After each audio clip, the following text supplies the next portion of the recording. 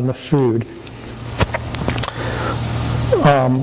However, once we set the tolerance, it's FDA's responsibility to do the measurements on the crop and determine whether it's illegal. So FDA has most of the responsibility, but we have the responsibility for giving the tolerance and for making sure that that tolerance will be safe. Let's talk about what we assess for risk assessment. We do both terrestrial and aquatic. Here we're more worried about the aquatic, but we do a terrestrial risk. And we assess a few organisms, maybe 10 terrestrial and 7 or 8 aquatic, but we use them as a stand-in for everything that's out there.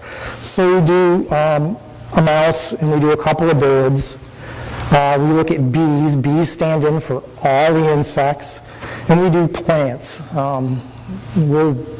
Plants are something we've only been doing for 5 or 6 years. We think that's a big deal because plants are at the bottom of the food chain. If you're seriously affecting plants, you can be causing big effects because those are the effects that can spread most widely through the environment. On the aquatic end, we look both at freshwater environments and marine and estuarine environments. We look at fish and invertebrates. Invertebrates directly because we eat things like oysters and shrimp and crayfish, but also indirectly because they're the main food items for a lot of fish.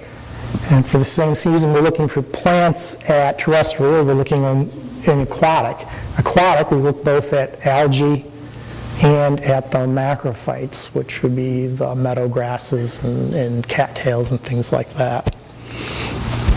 For human health, exposure routes are important. We look at food and drinking water. Those are regulated under FIFRA and FQPA. And residential exposure, those are regulated under FIFRA and FQPA. Occupational risks, that's the risks from mixers, loaders, handlers, and also the people who might go into a field after the pesticide has been applied and do work in that field.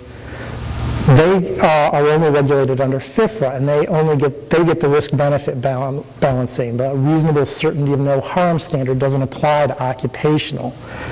We look at 3 different durations and kinds of toxicity. Acute, this would be poisoning or the kinds of effects you'd see after a single dose. And the classic one is acetylcholinesterase inhibition from OPs and carbamate pesticides. Those are acute toxic risk. We also look at chronic risks. These are ones that take a longer period of exposure to see, and they're usually more subtle. Things like a reproductive effect or a neurological effect.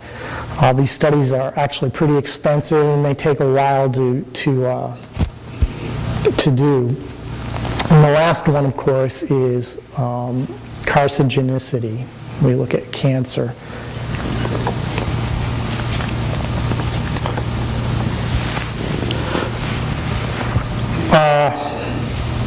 The next 2-3 slides are kind of the big take-home messages here. We assess risks on a national basis. I think a good comparison would be to the Clean Water Act. The Clean Water Act is regulating basin by basin by basin. You have to get NIPTES permits. That's for a particular place. That law operates basin by basin. We're protecting on a national basis because we grant a national registration, and after we grant it, we can't tell where it's going to be applied in the United States. We don't really deal with it until we do a review later on. We do have to address sensitive subpopulations, and FQPA requires that we pay particular attention to children.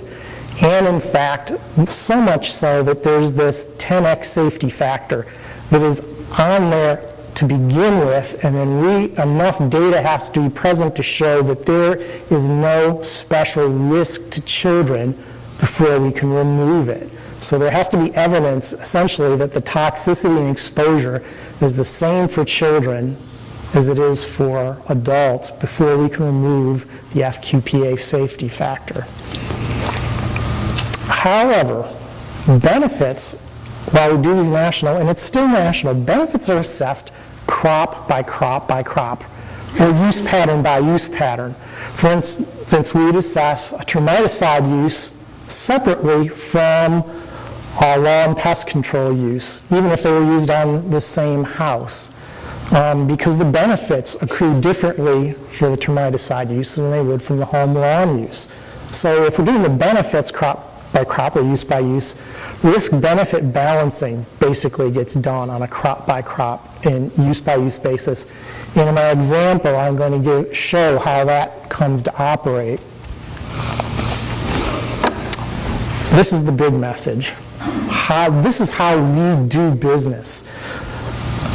Most of the time, people think of a label as a marketing tool, but if it's for a pesticide label is a legal document. It is our way, the pesticide program's way, our main way, and almost our only way of managing the risk from a pesticide, other than perhaps cancellation.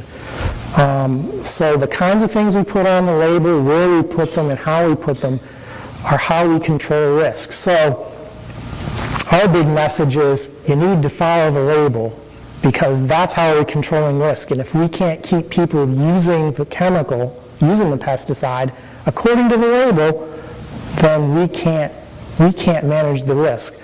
One of the tussles we always get in with our own lawyers and enforcement people is that label statement enforceable? Is it something, if we put it on there and somebody doesn't do it, is there any way to enforce that? So we need to think about these things. But this is really key. For the way we do business and what we can do, mitigation practice essentially has to be labelable. We have a couple different kinds of things we use on a label.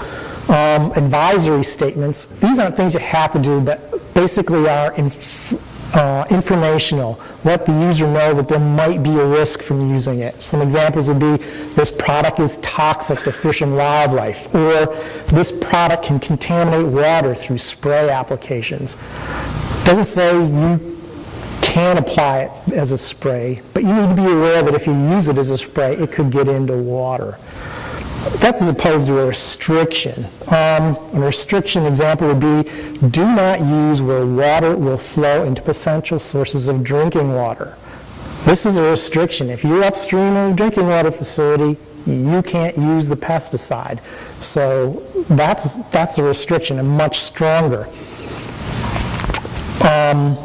We also manage through the directions for use. An example of that would be, application to blueberries, apply 1.5 pounds an acre, no more than 2 times per year. Allow 15 days between applications.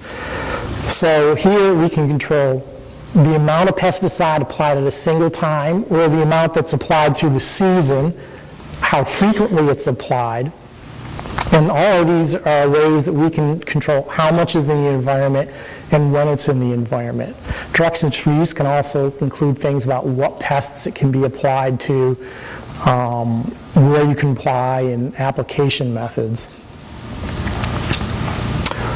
For my example, I'm going to pick a bit on carbaryl, and I don't need to say anything good or bad about carbaryl or the company.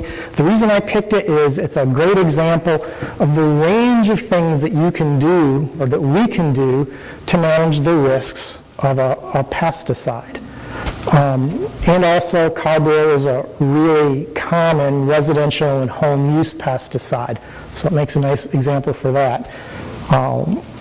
We always use the common chemical name. A lot of you may better know carbaryl as 7, which is its most common trade name, although it has a few others. It is an N-methylcarbamate insecticide. Some others would be aldicarb, carbofuran, methamil, oxamil. So there are a number of insecticides in the same class. In some ways, carbaryl is maybe the least problematic of N-methylcarbamates, and consequently it has the widest ranges of uses. It's the least toxic to people, let me put it that way.